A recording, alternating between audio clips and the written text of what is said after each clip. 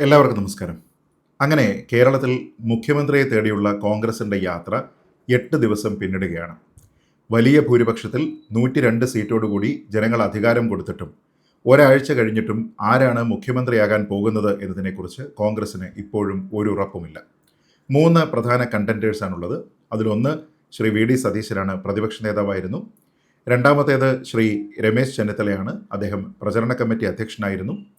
അതുകൂടാതെ മൂന്നാമത് ഒരു ലേറ്റ് എൻട്രൻ്റ് കൂടി വന്നിട്ടുണ്ട്. അത് കെ സി വേണുഗോപാലാണ്, AICC സംഘടനാ സെക്രട്ടറിയാണ്. ഈ 3 ആൾക്കാരും ചേർന്നതോടുകൂടി നമ്മുടെ നാട്ടിൽ ജയിക്കപ്പെട്ട നിയുക്ത MLA മാർ 3 ക്യാമ്പുകളിലായി. അതിൽ ബഹുഭൂരിപക്ഷം ആൾക്കാർ ശ്രീ കെ സി വേണുഗോപാലിനെ പിന്തുണയ്ക്കുന്നു എന്നാണ് നമ്മളിപ്പോൾ അറിയുന്നത്. സത്യത്തിൽ ഇങ്ങനെ ഒരു നേതാവിനെ തിരഞ്ഞെടുക്കാൻ കഴിയാത്ത തരത്തിലുള്ള ഒരു ദുരവസ്ഥ, ഇത്ര വലിയ കാലതാമസം, ഇതൊക്കെ കോൺഗ്രസിനുണ്ടായത് എന്തുകൊണ്ടാണ്, ആരാണ് ഇതിൻ്റെ കാരണക്കാരൻ എന്നതിനെക്കുറിച്ചാണ് ഈ വീഡിയോയിൽ അന്വേഷിക്കുന്നത്. നോക്കാം. നമുക്കറിയാം, ഒരു പ്രത്യേക നേതാവിനെ മുന്നിൽ വെച്ചായിരുന്നില്ല കോൺഗ്രസ് ഈ ഒരു തെരഞ്ഞെടുപ്പിനെ നേരിട്ടത്. 10 വർഷം നീണ്ട ഭരണം അത് ദുർഭരണമായിരുന്നുവെന്നും അതിൽ ജനം പൊറുതിമുട്ടിയിട്ടാണ് ഒരു ഭരണമാറ്റത്തിന് വേണ്ടി വോട്ട് ചെയ്തത് എന്നതിനെക്കുറിച്ച് എല്ലാവർക്കും സാമാന്യേന അറിയാവുന്ന ഒരു കാര്യമാണ്.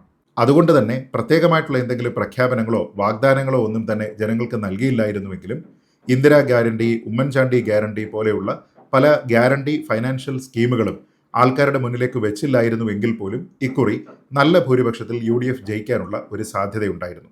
എങ്കിലും കോൺഗ്രസ് തെരഞ്ഞെടുപ്പിന്റെ ഭാഗമായി അവരുടെ പ്രകടന പത്രിക മുന്നോട്ട് വയ്ക്കുന്നു. അവരുടെ പ്രധാനപ്പെട്ട ഗ്യാരണ്ടികൾ എന്തൊക്കെയാണ് എന്ന് ജനങ്ങളോട് പറയുന്നു.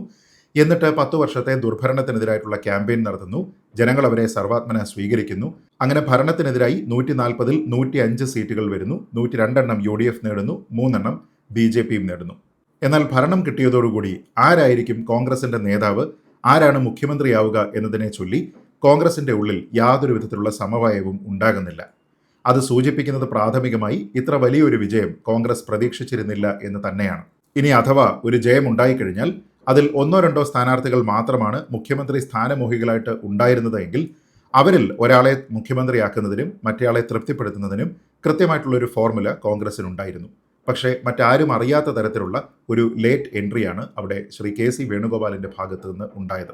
സത്യത്തിൽ കേരളത്തിലെ മുഖ്യമന്ത്രി നിർണയം ഇത്രത്തോളം വൈകുന്നതിൻ്റെ ഒരേ ഒരു കാരണക്കാരൻ ശ്രീ കെ സി വേണുഗോപാലാണ് എന്ന് പറയേണ്ടി വരും. കാരണം മറ്റ് 2 ആൾക്കാരും, ശ്രീ വി ഡി സതീശനും ശ്രീ രമേശ് ചെന്നിത്തലയും നേരത്തെ തന്നെ മത്സര രംഗത്തുണ്ടായിരുന്നു. 2 പേരും അതിശക്തരായിട്ടുള്ള കാൻഡിഡേറ്റ്സിനെ പരാജയപ്പെടുത്തി ഈ തെരഞ്ഞെടുപ്പിൽ തിളക്കമാർന്ന ജയം നേടിയവരാണ്. ഈ 2 ആൾക്കാരും തെരഞ്ഞെടുപ്പിനെ മുന്നിൽ നിന്ന് നയിച്ചതുമാണ്. നേരത്തെ സൂചിപ്പിച്ചതുപോലെ ഒരാൾ പ്രതിപക്ഷ നേതാവും മറ്റേയാൾ പ്രചരണ കമ്മിറ്റിയുടെ അധ്യക്ഷനുമായിരുന്നു. എന്നാൽ ശ്രീ കെ സി വേണുഗോപാൽ ഇത് രണ്ടുമായിരുന്നില്ല. അദ്ദേഹം ഒരു MLA ആയിട്ടുള്ള മത്സരാർത്ഥി പോലും ആയിരുന്നില്ല. ഇവിടെ പലരും ചോദിക്കുന്ന ഒരു പ്രധാനപ്പെട്ട ചോദ്യം, മുഖ്യമന്ത്രിയാകാൻ ശ്രീ കെ സി വേണുഗോപാലിന് എന്താണ് അയോഗ്യത എന്നാണ്.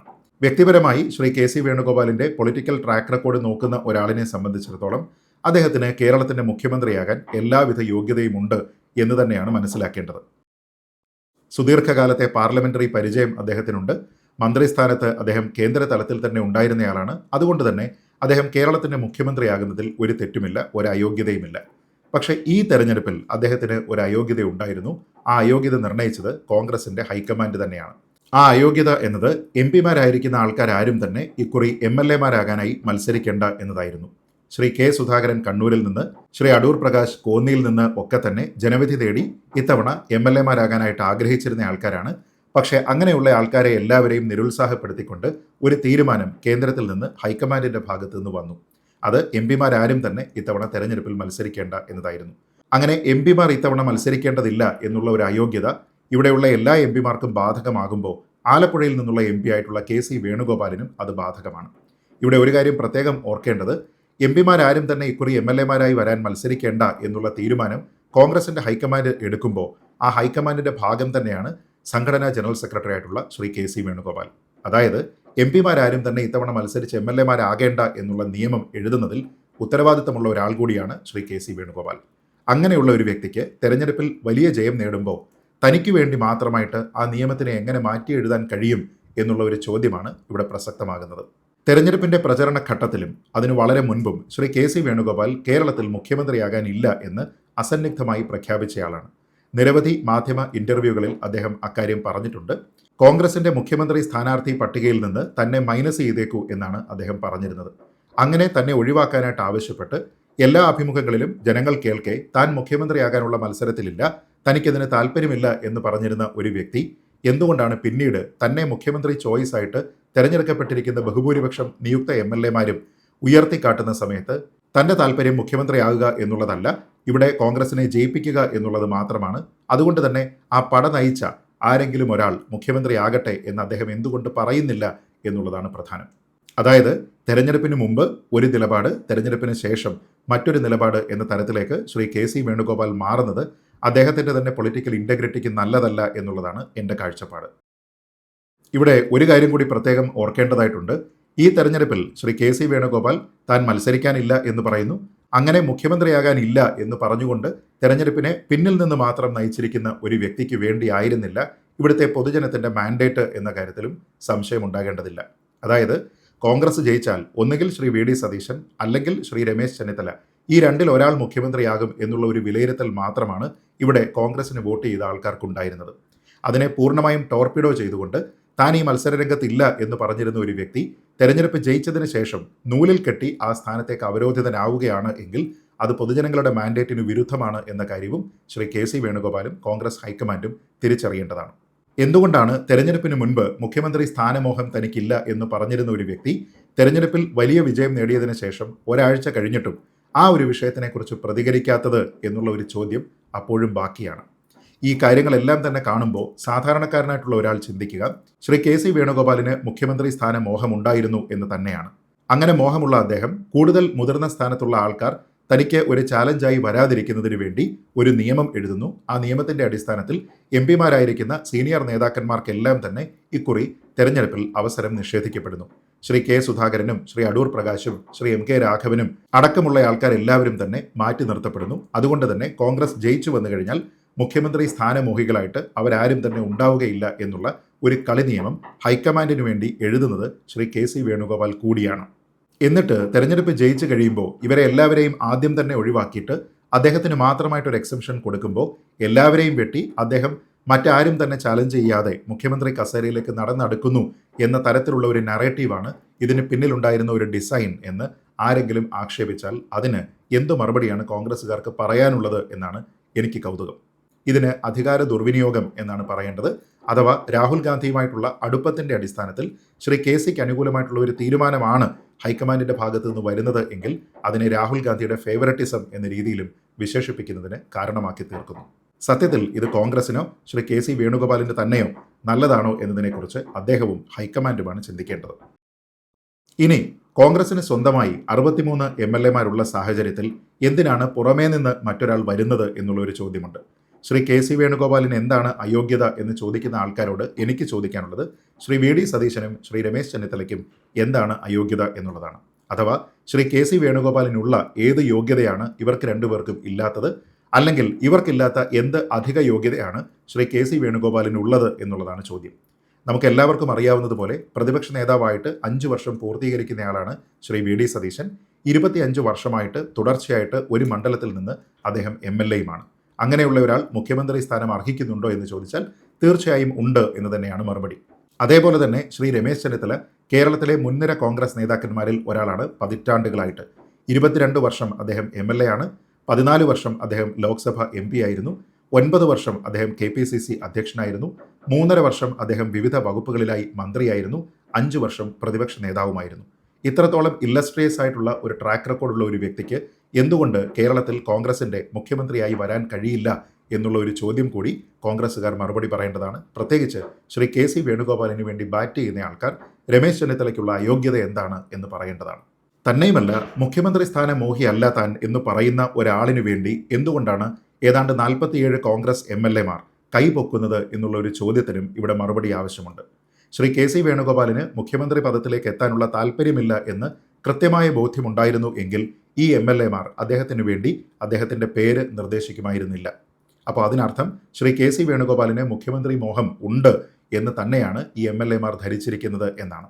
അതും ഇത്തരത്തിലുള്ള ഒരു ഡിസൈൻ ഉണ്ടായിരുന്നു എന്നതിന് തെളിവായിട്ട് ആരെങ്കിലും ഉയർത്തിക്കാട്ടിയാൽ അതിനെ പ്രതിരോധിക്കാനും കോൺഗ്രസ്സുകാർ നല്ലതുപോലെ ബുദ്ധിമുട്ടേണ്ടി വരും. ഇനി മറ്റൊരു കാര്യം കൂടിയുണ്ട്. കേരളത്തിലുള്ള നിയുക്ത കോൺഗ്രസ് MLA-മാരോട് അവരുടെ തലയെണ്ണി ആർക്കാണ് അവരുടെ പിന്തുണ എന്നൊക്കെ ഉറപ്പുവരുത്തുന്നതിന് വേണ്ടി 2 AICC നിരീക്ഷകരാണ് ഇവിടെ എത്തിയത്.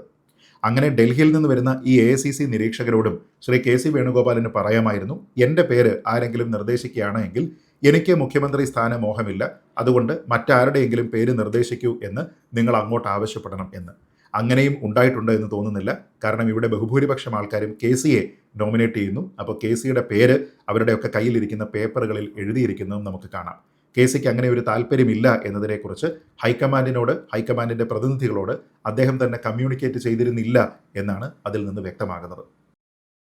ചുരുക്കി പറഞ്ഞാൽ ഇവിടെ കോൺഗ്രസിന് വലിയൊരു മാൻഡേറ്റ് കിട്ടുന്നു. UDFന് 102 സീറ്റ്, കോൺഗ്രസിന് തനിച്ച് 63 സീറ്റ്. അതുകൊണ്ട് ശ്രീ VD സതീശനോ ശ്രീ രമേശ് ചെന്നിത്തലയ്ക്കോ അപ്പുറത്തേക്ക് മറ്റൊരു മുഖ്യമന്ത്രി പേരിലേക്ക് കോൺഗ്രസ് പോകേണ്ടുന്ന ഒരു സാഹചര്യവുമില്ല.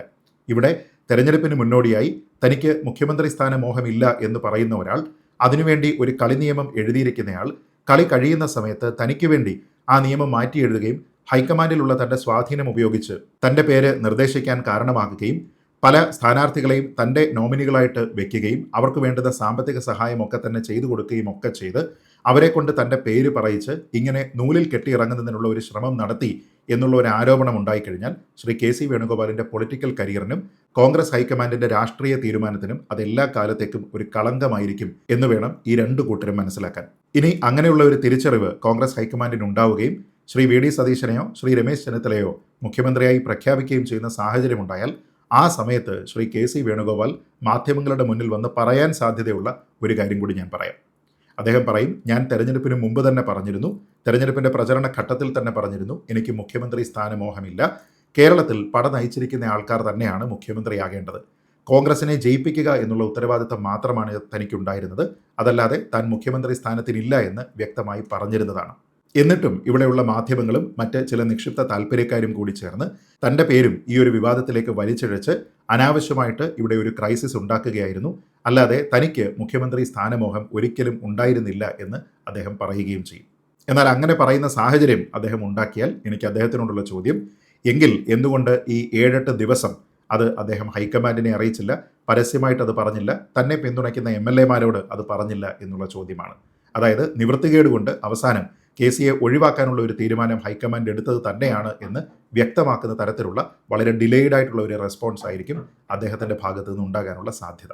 ഇനി അഥവാ ഹൈക്കമാൻഡ് ശ്രീ KC വേണുഗോപാലിൻ്റെ പേര് തന്നെയാണ് അവസാനം നിർദ്ദേശിക്കുന്നത് എങ്കിൽ, അദ്ദേഹം മുഖ്യമന്ത്രിയാകാനാണ് പോകുന്നത് എങ്കിൽ, അദ്ദേഹം പറയാൻ പോകുന്നതും ഞാൻ പറയാം.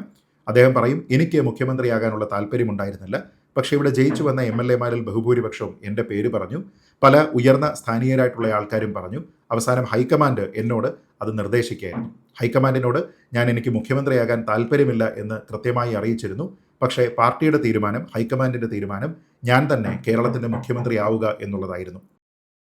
തനിക്ക് വ്യക്തിപരമായ താല്പര്യം ഉണ്ടായിരുന്നില്ല എങ്കിലും അച്ചടക്കമുള്ള ഒരു പാർട്ടി പ്രവർത്തകൻ എന്ന നിലയിൽ ഹൈക്കമാൻഡിൻ്റെ ഈ ഒരു നിർദ്ദേശം താൻ ശിരസ വഹിച്ചുകൊണ്ട് താൻ ഈ മുഖ്യമന്ത്രി സ്ഥാനം ഏറ്റെടുക്കുകയായിരുന്നു എന്നും അദ്ദേഹം പറയാനുള്ള സാധ്യതയുണ്ട്.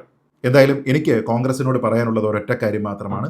ഭരണം തുടങ്ങിയതിന് ശേഷം ഉണ്ടാകേണ്ടുന്ന ഭരണവിരുദ്ധ വികാരം എന്നത് ഭരണം കയ്യിൽ കിട്ടുന്നതിന് മുമ്പ് തന്നെ സമ്പാദിച്ചെടുക്കാനായിട്ട് നിങ്ങൾക്ക് സാധിച്ചു എന്നുള്ളത് ചില്ലറ നേട്ടമല്ല. ജനങ്ങളുടെ മാൻഡേറ്റ് ഇല്ലാത്ത ഒരു വ്യക്തിക്ക് വേണ്ടി കോൺഗ്രസിലെ ബഹുഭൂരിപക്ഷം MLA-മാരും സംഘടിക്കുന്നുണ്ട് എങ്കിൽ ജനങ്ങൾ അവരെയൊക്കെ തന്നെ നോക്കിവെക്കും. അങ്ങനെയുള്ള ആൾക്കാരോട് ജനം ബാലറ്റിൽ കൂടി വീണ്ടും പ്രതികരിക്കാനുള്ള സാധ്യതയുണ്ട് എന്ന് നിങ്ങൾ മനസ്സിലാക്കുക. നിങ്ങൾക്ക് ഇത്തവണ കിട്ടിയിരിക്കുന്ന മാൻഡേറ്റ് നിങ്ങളുടെ എന്തെങ്കിലും പ്രത്യേകിച്ചുള്ള ഒരു നേട്ടം കൊണ്ടല്ല, മറിച്ച് 10 വർഷത്തെ ഭരണം അവസാനിക്കണം, ഇവിടെ ഭരണമാറ്റം ഉണ്ടാകണം എന്നുള്ള ജനങ്ങളുടെ താല്പര്യത്തിൻ്റെ അടിസ്ഥാനത്തിലാണ് എന്ന് നിങ്ങൾ മനസ്സിലാക്കുക. ഇവിടെ എനിക്ക് നിങ്ങളെ ഓർമ്മിപ്പിക്കാനുള്ളത്, പയ്യന്നൂരിൽ നിങ്ങൾ കൂടി പിന്തുണച്ച CPM വിമതനായിരുന്ന V കുഞ്ഞികൃഷ്ണൻ എഴുതിയ പുസ്തകത്തിൻ്റെ പേരാണ് അണികൾ നേതാക്കളെ തിരുത്തണം. കേരളത്തിൻ്റെ മുഖ്യമന്ത്രി ക്രൈസിസ് എത്രയും പെട്ടെന്ന് അവസാനിക്കട്ടെ, നല്ല മികച്ച ഒരു മുഖ്യമന്ത്രിയെ കേരളത്തിന് കിട്ടട്ടെ, കേരളം അത് അർഹിക്കുന്നുണ്ട് എന്ന് മാത്രം പറഞ്ഞുകൊണ്ട് ഈ വീഡിയോ അവസാനിപ്പിക്കുന്നു. ജയ് ഹിന്ദ്.